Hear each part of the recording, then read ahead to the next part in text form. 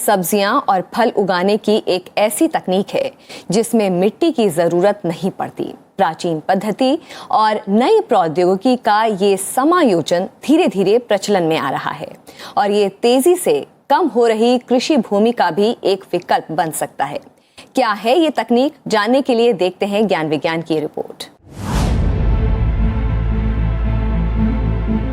लगातार बढ़ती आबादी की जरूरतों को पूरा करने के लिए कृषि भूमि की उपलब्धता भारत सहित कई देशों में समस्या बनती जा रही है। शहरीकरण के चलते कृषि भूमि कम हो रही है, वहीं कुछ जमीन का उपयोग भौगोलिक या जलवायु परिस्थितियों के चलते कृषि कार्यों के लिए नहीं किया जा सकता। इन चुनौतियों से पार पाने के लिए वैज्ञानिकों और बागवानी विशेषज्ञों ने दुनिया की प्राचीन सभ्यताओं से सीख लेते हुए हाइड्रोपोनिक्स यानी वर्किंग वाटर विधि के साथ प्रयोग किया और पाया कि इस तरीके से पारंपरिक मिट्टी आधारित खेती की तुलना में ज्यादा पैदावार ली जा सकती है। So in hydroponics, there's no soil. We grow them on coco peat. So coco peat as a substrate doesn't have a nutrient itself. So we mix all the nutrients in the water and then supply them through pipelines. All the plants are monitored. So we're growing 4 vegetables at the moment. We're growing strawberries, cucumbers, tomatoes and peppers. So each crop has their own requirements.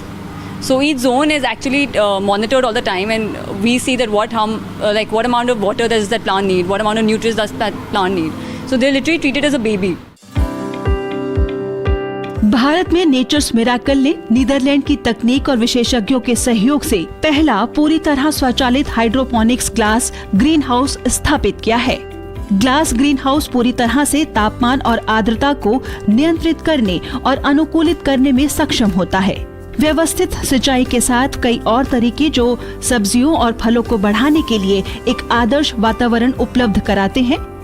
इस तकनीक में पानी में खनिज पोषक तत्वों के समाधान का उपयोग करके पौधों को उगाने की एक विधि है, जिसमें पौधों को मिट्टी के बजाय कोकोपीट यानी नारियल की भूसी में उगाया जाता है, जो कि चौतरफा ढकी हुई होती है। इसलिए इसमें कीटनाशक की जरूरत नहीं पड़ती और पारंपरिक खेती की तुलना में 90% पानी बचता है। This is something which is entirely new in India. Today people understand the word organic, but nobody understands the word hydroponics. It's important that, when people come here, they see this and they understand, what is the difference between the normal tomatoes that you get from the mandi wala and what tomatoes is that you grow hydroponically. There's of course difference in taste and everything. You can take them out from the packaging, eat it directly without washing them, without cutting them. They're that clean. Hydroponics एक पर्यावरण अनुकूल और लाभदायक तकनीक है, पर यह बहुत सस्ती नहीं है और इसे संचालित करने के लिए अच्छी खासी ऊर्जा की जरूरत होती है।